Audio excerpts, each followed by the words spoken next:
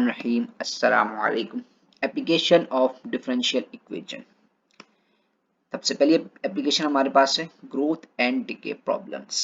इसके अंदर हमारे पास होता यह है कि change in population with time directly proportional होती है पॉपुलेशन के, और आपको पता है जब ये डायरेक्टली प्रोपोर्शनल का साइन हटता है तो इज इक्वल टू और कांस्टेंट आता है, कांस्टेंट के आ जाएगा और पी। उसके बाद हम इसको कुछ इस तरीके से भी लिख सकते हैं कि change in population with time minus के पी इक्वल्स टू सी।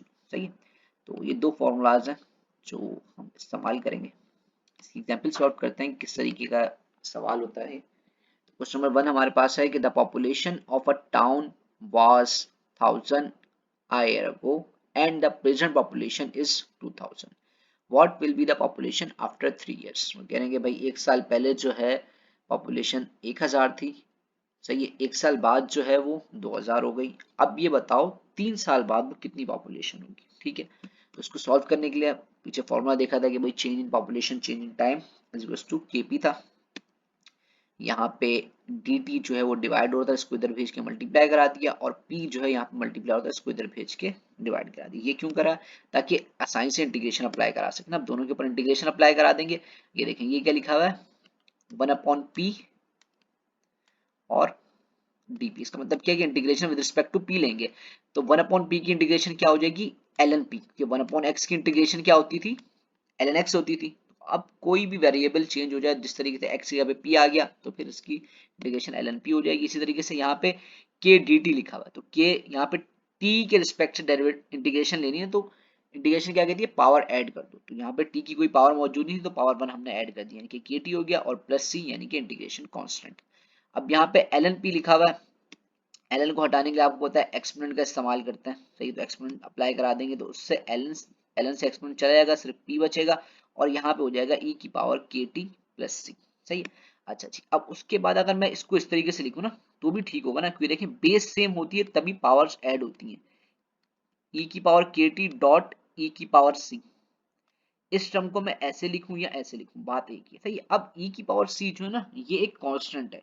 सही है, तो कांस्टेंट को हम कांस्टेंट के बराबर ले सकते हैं, जिस तरीके से p नॉट भी एक कांस्टेंट है ना। p नॉट किस तरह एक कांस्टेंट है कि भाई जो इनिशियल पॉपुलेशन होगी वो तो हमें बताइए बिल्कुल एक कांस्टेंट यहाँ पे 1000। सही है, तो हमने क्या बोल दिया कि भाई e की पावर c को बराबर ले लो p नॉट के। तो हमारे पास ये फॉर्मूला कुछ किस तरीके से बन गया, यहाँ पे e की पावर c की जगह पे p नॉट आ गया और e की पावर kt। सही, अब यहाँ से हम जो है ना k की वैल्यू निकाल सकते हैं ताकि हमें आसानी हो निकालने के लिए ना। तो अब देखिए p नॉट मेरे पास 1000 है, p मैं जो है 2000 ले लेता हूँ और t जो है मैं 1 ले लेता हूँ। क्योंकि देखिए ना एक साल बाद जो है पॉपुलेशन 2000 हो गई थी, तो मुझे क्या पता p भी पता है p नॉट भी पता है और k की वैल्यू निकाल लेते, लेकिन हमें निकालनी क्या पॉपुलेशन 3 इयर्स की निकालनी है, उससे पहले k की वैल्यू निकाल लेंगे। देखिए किस तरीके से हो रहा है। देखिए यहाँ पे हमने 2000 पुट करा दी, यहाँ पे 1000 आ गया और यहाँ पे 1 आ गया। 1000 इधर आके डिवाइड हो जाएगा तो 0 से 0 कैंसिल, तो सिर्फ 2 बच जाएगा यहाँ पे।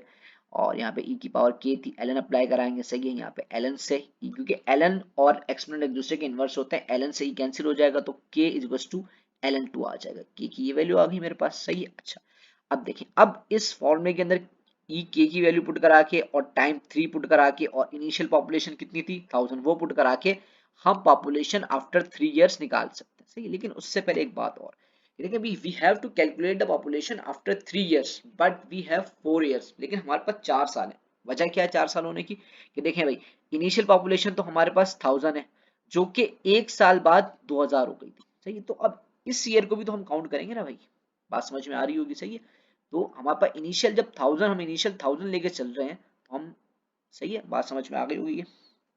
तो देखते हैं हमारे पास क्या हो रहा है। सही है, अब यहाँ पे देखें e की पावर k थी ना, e की पावर k। सही है, तो अब यहाँ पे मैंने k की वैल्यू पुट करा दी ln2 और यहाँ पे t की जगह पे 4 आ गया, तो टाइम मेरे पास क्या हो गया 4 इयर्स हो गया और इनिशियल पॉपुलेशन मेरे पास 1000 है। सही है, इसको p ऑफ t भी लिख सकते हैं, सिंपल p भी लिख सकते हैं, बात एक ही है। अब ln की प्रॉपर्टी होती है कि भाई उसके आगे कोई भी चीज लिखी हुई है वो उसकी पावर में आ जाती है, यानी कि कुछ इस तरीके से होती है ln 2 की पावर 4। अब इस ln से e कैंसिल, क्या बच गया यहाँ पे सिर्फ 2 की पावर 4। 2 की पावर 4 बराबर होती है 16 के। 16 जब 1000 से मल्टीप्लाई होगा तो वो हो जाएगा 16000। तो ये इसका आंसर।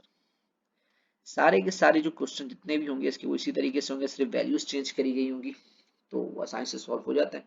तो नेक्स्ट वीडियो के अंदर इंशाल्लाह ताला बाकी के क्वेश्चंस और बाकी की एप्लीकेशन डिस्कस करेंगे। अभी तक के लिए इतना ही। अल्लाह हाफिज़।